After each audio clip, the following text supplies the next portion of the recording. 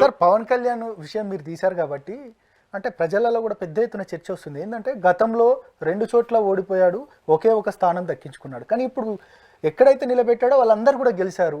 ఇది సాధ్యం ఎట్లా అయింది అనేది మాత్రం పెద్ద ఎత్తున చర్చకు వస్తుంది. అదే చెప్తున్నా కదా, ట్యాంపరింగ్. మీరు ఫామ్ 20 అప్లోడ్ చేయట్లేదంటేనే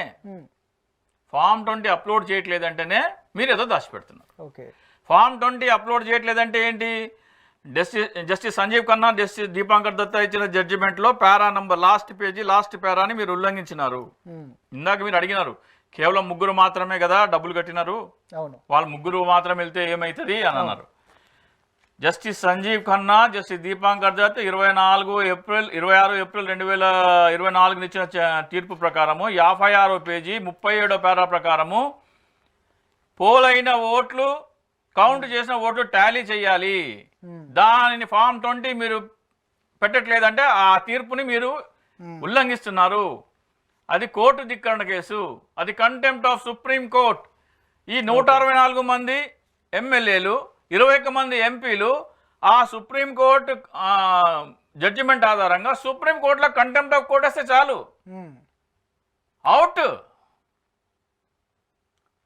ఆంధ్రప్రదేశ్లో ప్రజలని మోసం చేశారా అనే ఆగ్రహం మామూలుగా ఉండదు. ఒకవేళ గనక కంటెంప్ట్ ఆఫ్ కోర్టు వేస్తే ఆంధ్రప్రదేశ్లో మళ్ళీ ఎన్నికలు తప్పవు.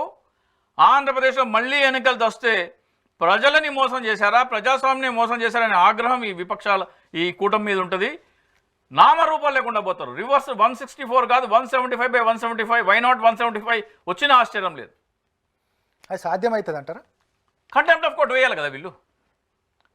ఇప్పుడు వీళ్ళు అప్పుడంటే 7 రోజులే టైం ఉండే, ఆలోచించుకోవడానికి సమయం లేదు, ఆలోచించుకోలేదు. ఇప్పుడు కంటెంప్ట్ ఆఫ్ కోర్ట్ వేయండి. జస్టిస్ దీపాంకర్ దత్ మరియు జస్టిస్ సంజీవ్ ఖన్నా గారు ఇచ్చిన జడ్జిమెంట్ నంబర్. మీరు ఇలా అంటే ఇప్పటికే వైఎస్ఆర్సీపీ నుండి మోపిదేవి వెంకటరమణ లాంటి వారు, ఎమ్మెల్సీలు వాళ్ళంతా కూడా రాజీనామా చేస్తున్న పరిస్థితి కనపడతా ఉంది. అసలు వైసీపీ మొత్తం ఖాళీ అవుతున్నట్టు కనపడతా ఉంది. వీళ్ళు ఫైట్ చేసే పరిస్థితి ఉంటుందా? వీళ్ళు ఫైట్ చేసి ఇప్పుడు చాలామంది ఏమంటున్నారంటే 8 మంది 9 మంది రాజీనామా చేసి బీజేపీలకు 3, టీడీపీలకు 3, జనసేనలకు 2 అట్లా పోతారు అంటున్నారు. అది స్టూపిడ్ ఆర్గ్యుమెంట్. ఎందుకంటే మీరు పార్టీ ఫిరాయింపు చట్టం తీసుకుంటే మీరు 2/3 చీలితే ఒక పార్టీ నుంచి అందరూ ఏకపక్షంగా ఒకేసారి ఇంకో పార్టీలోకి వెళ్ళాలి.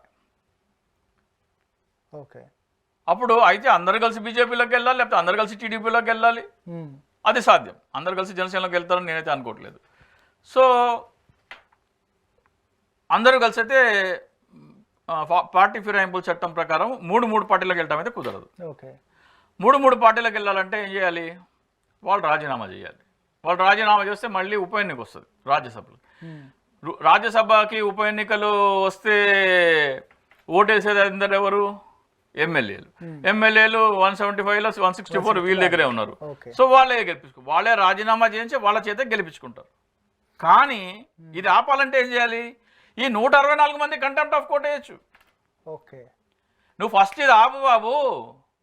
ఎప్పుడైతే మీరు కంటెంప్ట్ ఆఫ్ కోర్ట్ వేసినారో ఈ మోపిదేవి కూడా పోడు, బీదా మస్తాన్ రావు పోడు, పోతుల సునీత కూడా పోదు. ఇదేదో రివర్స్ అవుతుందిరా బాబు, మళ్ళీ వైసీపీ అధికారంలోకి వచ్చేది ఉంది అనే ఆశ.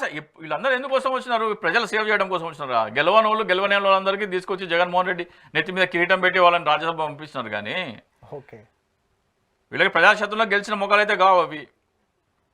సో ఎప్పుడైతే వైసీపీ మళ్ళీ కంటెంప్ట్ ఆఫ్ కోర్ట్ వేస్తుందో ఈ పార్టీ నుంచి వలసలు పోతాయి. ముందు అవి ఆగిపోతాయి. అరే ఇదేదో ఉందిరా, 164 మంది చేత మీరు కంటెంప్ట్ ఆఫ్ కోర్ట్, 21 మంది ఎంపీల చేత మీరు కంటెంప్ట్ ఆఫ్ కోర్ట్ వేయిస్తే జగన్మోహన్ రెడ్డి గారు మీరు వలసలు ఆపొచ్చు,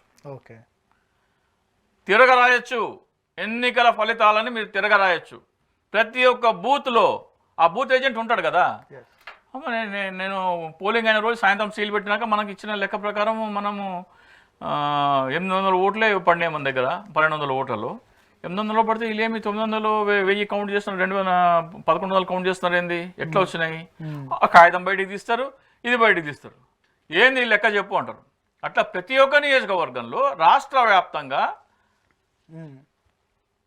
ఇంకా వాళ్ళు నామరూపాలు లేకుండా పోతాయి. తెలుగుదేశం జనసేన అనేది ఆంధ్రప్రదేశ్లో నామరూపాలు లేకుండా పోతాయి. కంటెంప్ట్ ఆఫ్ కోర్ట్ వేసిన మరుసటి రోజున నామరూపాలు లేకుండా పోతాయి.